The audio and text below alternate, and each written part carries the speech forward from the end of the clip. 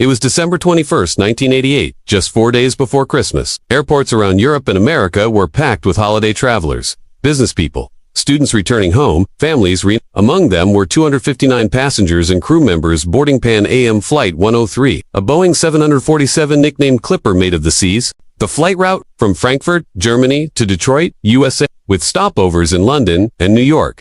Many passengers joined the flight at London Heathrow, unaware of the horror that awaited just 38 minutes after takeoff. Among the passengers were 35 Syracuse University students returning home from a semester abroad. There were newlyweds, diplomats, musicians, AUN, official and people just going home for the holidays. Flight 103 took off at 6:25 p.m. local time. The sun had set and the skies were clear. The pilots radioed air traffic control.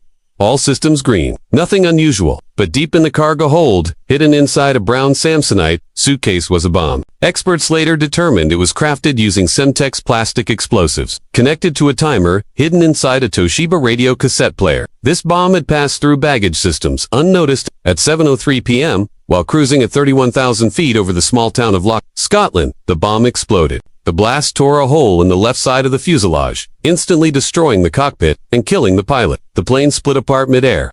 Debris scattered over 845 square miles. The nose section fell near Sherwood Crescent, destroying homes and igniting massive fires. 11 residents on the ground were killed. The tail, engines, and wings crashed in nearby fields and neighborhoods. No one on board survived. News agencies around the world reported a crash, but within hours, authorities realized this was no accident. It was an act of terrorism. The town of Lockerbie became a war zone overnight. Rescue workers, investigators, and locals combed through flaming debris, luggage, twisted metal, and heartbreaking remains. Christmas decorations still hung in windows as black smoke rose from shattered homes. The tragedy triggered the largest criminal investigation in British history. Thousands of pieces of wreckage were recovered and reassembled in a hangar to trace the origin of the explosion. What they found was chilling. Traces of Semtex, electronics from a Toshiba radio, and fragments of a suitcase believed to be the bomb's container.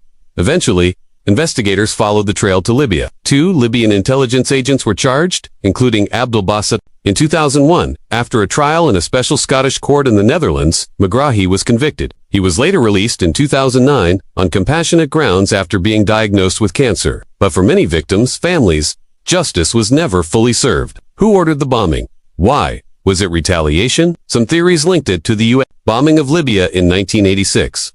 Others believed more powerful political actors were involved. Cover-ups, international deals, regardless of the conspiracies. 270 innocent people died and their deaths changed aviation history forever. After Pan Am 103, airports worldwide enhanced baggage screening, introduced positive passenger bag and improved intelligence sharing. But the tragedy also marked the beginning of the end for Pan American World Airways, once the pride of American aviation, unable to recover from lawsuits, reputational damage, and declining business. Pan Am ceased operations in 1991. Every year on December 21st, memorial services are held. Families gather in Lockerbie and in Arlington National Cemetery. Names are read. Flowers are placed. Tears are shed even decades later. Because this wasn't just a plane crash. It was a symbol of lost lives, stolen futures, and a world changed by terror in the skies.